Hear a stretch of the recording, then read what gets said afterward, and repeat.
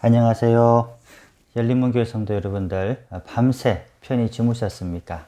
오늘도 밝고 희망찬 새 아침이 밝았습니다. 지금도 계속 코로나 질병 때문에 바깥 출입을 못 하시느라 오늘도 많이 답답하고 또 무료한 일상을 또 여러분들도 생각하고 있을 텐데요. 저와 함께 알소론자 미성경 공부를 통해서 함께 이 시간들을 주님과 함께 나눌 수 있게 되기를 원합니다. 코로나 사태가 이제 곧 언젠가는 진정이 되겠죠. 이제 곧 진정이 되면은 이제 교회 예배당을 문을 열어 함께 예배드릴 그날을 위해서 하나하나 이제 사무실에서 준비를 하고 있고요. 이제 그날을 손꼽아 기다리고 있습니다. 언젠가는 여러분들 잘 아시다시피 그날이 오겠죠, 그죠? 안 오면 안 됩니다. 그날까지 여러분들 알소른잡, 알면 쏠쏠하고 은혜스러운 잡박사전 성경 이야기를 통해서 함께 계속 은혜와 감동을 이어나가기를 간절히 소망합니다. 오늘 함께 여행을 떠날 곳은 겟세마네 교회라고 하는 곳인데요. 내 뜻대로 마시고 아버지의 뜻대로 하옵소서라고 하는 그 유명한 예수님의 말씀이 서려져 있는 바로 그 교회를 향하여 함께 떠나보도록 그렇게 하겠습니다. 오늘 성경 말씀 읽겠습니다. 이에 예수께서 제자들과 함께 겟세마네라 하는 곳에 이르러 제자들에게 이르시되 내가 저기 가서 기도할 동안에 너희는 여기 앉아 있으라 하시고, 마태복음 26장 이 말씀의 그 세계 속으로 함께 떠나보도록 하겠습니다. 자, 겟세마네 교회는 여러분들 이 지도상에 보게 되면은요, 이제 여기가 예수님께서 성천하셨던 교회고요. 그리고 주기도문 교회, 성지, 이게 지금 전체적으로 감람산이라고 되어 있는데요. 그리고 이쪽에는 이제 감람산 공동묘지가 쭉 이어져 있습니다. 그리고 이 눈물교회라고 예수님께서 이제 예루살렘 성을 보고 한 성 위에, 한 돌 위에 한 돌도 남지 않게 다 무너뜨려지리라 하면서 슬퍼 눈물을 흘리셨다라고 하는 곳에 지어져 있는 눈물교회. 여기에서 조금만 내려오게 되면 바로 이 만국교회라고 하는 것이 오늘 저와 함께 떠나게 될 겟세마네 교회가 되겠습니다. 이 겟세마네 교회는 여러분들 보니까 지금은 황금돔이 있지만은 그 당시는 예루살렘에 큰 성전이 있었겠죠, 그죠? 성전이 바로 내려다 보이는 그곳에서 예수님은 기도를 하셨던 겁니다. 자, 오늘날의 겟세마네 교회를 보시게 되면은 굉장히 아름답게 지어진 그런 건물인 것을 여러분들 알 수 있을 겁니다. 저도 성지순례를 가면서 많은 교회들을 봤지만은 제가 보았던 교회 중에서 이 교회가 그래도 제일 아름다운 그런 교회인 것 같았습니다. 아무튼 아름다운 교회가 이렇게 세워져 있고요. 그리고 이제 이 교회의 그 역사를 잠깐 보게 되면은 이 교회는 예수님이 기도하셨던 바위 바로 그 위에 세워진 그런 교회고요. 그리고 이 교회에서는 예수님께서 마지막 날 밤이 맞도록 기도하셨던 기도의 자리라고 그렇게 알려져 있습니다. 이 교회의 이름은 히브리어 카트 슈마임이라고 하는 그 히브리어에서 유래가 되어져서 지금은 겟세마네 교회라 그렇게 알려지고 있습니다. 이 당시 이 겟세마네 교회라고 알려져 있는 것은 뭐냐면은 당시 감람류를 짜던 차규기 여러분들 아시죠? 지금이야 이제 프레스 같은 그런 기계로 기름을 짭니다만은 그 당시는요, 차규기라 그래가지고 큰 나무하고 나무를 이제 사람이 올라가서 짓이겨서 기름을 짜던 그런 어떤 수동식 기계죠, 그죠? 그것이 큰 차규기가 바로 이곳에 있었다고 그렇게 전해 내려오고 있습니다. 자, 그 다음 만국교회라고도 불리는데요. 만국교회라고 불리는 이유는 뭐냐면은 이 교회를 나중에도 제가 설명을 하겠습니다만은 16개의 나라에서 헌금을 해서 지어진 그런 교회이기 때문에 여러 나라가 합심해서 이 교회를 지었다라고 해서 만국교회라고 하는 그런 이름이 불려지고 있습니다. 만국교회의 역사에 대해서 한번 보게 되면은 가지고 있는 우리가 기독교 역사가들이 가지고 있는 기록에 의하면은 385년경에 이곳에 이미 일정한 모양의 겟세마네 동산을 기념하는 그런 성전이 있었다고 그렇게 전해지고 있고요. 그랬던 성전이 614년 페르시아 군대에 의해서 완전히 파괴되어 버렸습니다. 이 파괴된 이 건물을 8세기경 또 이제 다시 그 전에 다시 지었겠죠. 그렇죠? 지었는데 대지진으로 말미암아 다시 한 번 더 이 건물이 이 성전이 파괴되고 말았습니다. 그래서 십자군이 이전보다 더 웅장한 성전을 바로 아까 보았던 그 위치에다가 지었는데 안타깝게도요. 그것도 이제 파괴되어 버리고요. 이제 지금 그 성전은 1919년 전 세계의 16개국의 헌금으로 다시 세워진 바로 그 건물이 굉장히 아름답게 세워진 겟세마네 교회가 되겠습니다. 그래서 16개국의 헌금이 모여진 그런 건물이기 때문에 The Church of All Nations라고 해서 만국교회라 그런 이름을 불리어지는 그런 교회의 역사를 가지고 있습니다. 자, 만국교회를 한번 가까이 보시게 되면은 바로 예루살렘 성전에서 바로 바라보는 그 만국교회의 모양이죠. 이런 모양이고요. 요 뒤에는 아마 죄송합니다. 크게 해서 보여드릴게요. 이것은 이제 수사들이 머무는 그런 건물이고요. 바로 이것이 바로 만국교회입니다. 구멍이 크게 3개가 있는데 삼위일체를 상징한다라고 하는 것은 누가 봐도 알 수 있는 그런 모습이고요. 이 만국교회의 바로 이 윗부분이 보게 되면은 성화가 아주 예술적으로 아름답게 그려져 있습니다. 올려다본 그런 만국교회의 모습이 되겠죠. 그죠? 만국교회 모습인데 여기가 바로 순환당하신 예수님이실 거고요. 그리고 지금 누구 같아요? 여러분들이 이제 하늘도 슬퍼서 여러분들 하나님의 얼굴을 가렸다라고 하는 성경 말씀 나오잖아요. 슬퍼하시는 아버지 하나님의 모습을 이렇게 그려 놓았고요. 반대편 그림을 보고 계시는데 이제 반대편 그림을 보게 되면은 여인들이 지금 뭐 하고 있어요? 슬피 울고 있고요. 한 여인이 예수님의 그 시신의 얼굴을 맞대면서 그렇게 울고 있는 모습을 보니 이분이 아마 모친 마리아가 아닐까 그렇게 생각됩니다. 그리고 마지막 그림 보게 되면은 이런 기둥 들보라고 하나요? 이런 걸 보게 되면은 얼마나 아름답게 이 건물이 지어져 있는지를 여러분들 아마 아시게 될 겁니다. 굉장히 아름다운 건물입니다. 이 만국교회 내부를 들어가 보시게 되면은 이렇게 여러분들 순례자들이 많이 와서 바로 이 제단 밑에 보게 되면은 겟세마네 예수님께서 기도하셨던 돌이 있는데 그 바위돌에서 지금 이제 기도하는 그런 장면을 정말로 많은 사람들이 오늘도 아마 엄청난 사람들이 우리 한국 사람들은 못 가시는 건 알죠, 그죠? 한국 사람만 제외하고 뭐 이탈리아도 마찬가지인지 모르겠습니다만은 이 코로나 사태 때문에 한국 사람들은 가지도 못하는데요. 이곳에서 많은 사람들이 이제 기도하는 그런 장면들, 그렇게 기도하는 그런 모습을 보고 있습니다. 바로 그 돌 위에 보게 되면은 이 돌 위에 있는 제단 위에 예수님께서 한 반석 위에서 밤새도록 정말로 밤이 맞도록 기도하시는 그런 모습을 그림으로 그려 놓았고요. 아까 제가 말씀을 드렸던 예수님께서 밤이 맞도록 정말로 땀방울이 핏방울이 될 정도로 정말로 간절히 기도했던 바위가 바로 이 바위입니다. 이 바위에 보게 되면 재밌는 것은 새들이 보이시죠, 그죠? 새들이 이제 바위를 향하여 고개를 숙이고 있는 그런 모습으로 이제 만들어져 있고요. 이곳에서 예수님이 기도하셨기 때문에 제가 그때 볼 때만 하더라도 이 바위는 예수님의 땀과 피를 다 적셨던 그런 바위겠구나. 조금 더 제가 이런 생각도 해봤어요. 예수님의 혈액형이 뭔지도 아는 바위겠구나. 이런 상상을 하면서 제가 여기에서 기도를 올렸던 그런 생각이 납니다.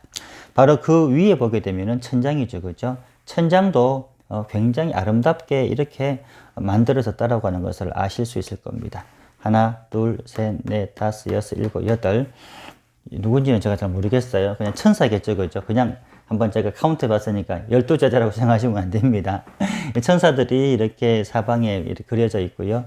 여러분이 보시기에도 굉장히 아름다운 건물인 걸 여러분들 아시겠죠? 자, 그 다음 마지막 건물 보게 되면은, 건물의 이런 외형의 모습들 보게 되면 여러분들 아주 안에도 굉장히 고풍적이지만은 보배스럽게 그렇게 성화들을 장식했다라고 하는 것을 알 수 있습니다.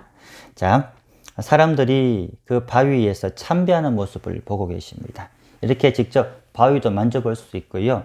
또 바위에 또 서양 사람들 같은 경우는 입을 맞춰 보기도 하고요. 이 바위 위에서 자기의 그런 소원과 하나님의 그 예수님의 그런 순환 당하셨던 그런 모습들을 생각하면서 간절히 기도했던 그렇게 기도했던 그렇게 기도하는 성지 순례객들의 모습이 되겠습니다. 자, 예수님의 땀방울과 핏방울을 기억하는 바위라고 제가 그렇게 이름을 지어 보았는데요. 자, 바로 이 바위입니다. 바로 이 바위인데, 여러분들, 이 그림은 중세 화가죠. 얼마 되지 않았네요. 그죠? 하인리 호프만이라고 하는 화가가 지은 겟세마네 동산에서의 예수님. 이것이 굉장히 유명한 겟세마네에서 기도하는 모습을 형성화한 그런 그림인데요. 바로 이렇게 예수님께서 이런 모습으로 바로 이 바위에서 간절히 우리 인류를 위해서 사랑하는 모든 사람들을 위해서 기도하셨을 겁니다. 자, 그런데 이 본당안은 굉장히 캄캄해요. 아까 좀 밝을 수밖에 없었던 건 뭐냐면은 성지 순례객들이 후레쉬를 터뜨리면서 그렇게 찍었기 때문에 굉장히 밝게 나왔습니다만은 원래 그 성전에 들어가게 되면 이렇게 어둡습니다. 이렇게 어둡게 이 만국교회 내부를 이렇게 이미지화한 것은 뭐냐면은 일부러 이렇게 만든 것은 뭐냐면은 예수님께서 밤새도록 바로 밤에 핏방울이 땀방울이 될 때까지 간절히 기도했던 그런 모습을 상징하기 위해서 굉장히 어둡게 그렇게 이제 분위기를 연출을 했고요. 저도 그때 기억으로는 밖에는 굉장히 환한데 갑자기 내부로 딱 들어가니까 갑자기 확 어두워지잖아요. 그래서 옆에 있는 사람들을 제가 보지를 못하고 쾅 부딪혔던 그런 기억도 납니다. 그런데 한참 있다 보니까 눈이 이 어둠에 적응을 해서 이제 이곳에 바위도 보이고요. 주변 사람들도 다 보이고 이제 편안하게 성지 순례를 하고 돌아왔던 그런 기억이 나고요. 바로 이곳에서 예수님께서는 이런 기도를 하셨죠. 마가복음 14장 말씀 보게 되면 이런 말씀이 있습니다. 말씀하시되 내 마음이 심히 고민하여 죽게 되었으니 너희는 여기 머물러 깨어 있으라 하시고 조금 나아가사 땅에 엎드려 될 수 있는 대로 이때가 자기에게서 지나가기를 구하며 이르시되 아빠 아버지여 아버지께서는 모든 것이 가능하시니 이 잔을 내게서 옮기시옵소서. 그러나 나의 원대로 마시고 아버지의 원대로 하옵소서 하시고 돌아오사 제자들이 자는 것을 보시고 베드로에게 말씀하시되 시몬아 자느냐 내가 1시간도 깨어 있을 수 없더냐. 여러분, 바로 이 말씀을 하신 그 장소가 겟세마네 그 동산 바위 위에서 예수님의 그런 음성이라고 하는 겁니다. 오늘날 우리 한국교회의 모습을 보고 있는 것 같지 않습니까? 또 우리 열린문교회 우리들의 모습이 아니겠습니까? 또 이 모습이 시몬에게 하셨던 이 예수님의 음성이 여러분들과 저에게도 지금 들려지질 않고 있습니까? 여러분, 정말로 깨어있도록 여러분들 간절히 늘 주목하시며 깨어서 기도하는 저와 여러분들이 되었으면 좋겠습니다. 우리의 기도는 또 나의 원대로 되는 것이 아니고 아버지의 원대로 하옵소서. 시몬아 자느냐 내가 1시간도 깨어있을 수는 없더냐. 깨어있으시기를 바랍니다. 깨어서 이 코로나 사태가 빨리 진정이 되고 우리가 예배당 안에서 함께 모여 예배드리는 날을 위해서 기도하시는 저와 여러분들이 되실 수 있기를 간절히 소망합니다. 자, 고뇌를 표현한 중세 화가들의 그 미술 작품들을 저와 여러분들이 함께 볼 건데요. 칼 하인리히 블로후라고 하는 그런 작가가 그린 예수님을 위로하는 천사라고 하는 이 그림을 보게 되면은 예수님이 이렇게 간절히 고뇌에 쌓이셨을 때에 천사가 예수님의 머리도 이제 만지시고 손도 만지시면서 함께 위로하시는, 얼마나 이 고통이 컸으면 천사가 위로하시는 그런 장면을 상상해서 그린 그림이 되겠고요. 두 번째 그림은 지찬토 브란다라고 하는 그 작가가 그린 그림인데 예수님이 어떤 모습이에요? 그 고통이 너무 심하고 그 고통이 인간의 몸으로 오신 예수님이 감당하지 못하니까 기절하신 거예요. 기절하신 예수님이라고 하는 그 작품을 통해서 십자가의 고통이 얼마나 큰 고통이었는지를 우리에게 지금 보여주고 있고요. 세 번째는 카라바조가 그린 작품인데 이제 이 예수님께서 자고 있는 시몬과 제자들을 깨우시는 장면을 지금 이렇게 그려 놓았습니다. 아무튼 중세시대의 화가들이 그림을 그릴 때 그 본인들이 상상했던 그 겟세마네 동산의 그런 어떤 이미지가 참 여러 가지 모습으로 우리가 해석이 되고 그 해석들마다 참 감동적이고 은혜가 된다라고 하는 것을 우리가 잘 알 수 있습니다. 자, 이제 그 감람나무, 또 여러분들 겟세마네 동산에 감람나무가 많이 있다라고 그렇게 되어져 있는데요. 한번 보세요. 이것이 바로 만국교회가 여기 있고요. 만국교회 옆에 있는 감람나무들이 되겠습니다. 여러분들이 보시더라도요, 수령이 굉장히 오래돼 보이죠. 오래돼 보이시죠.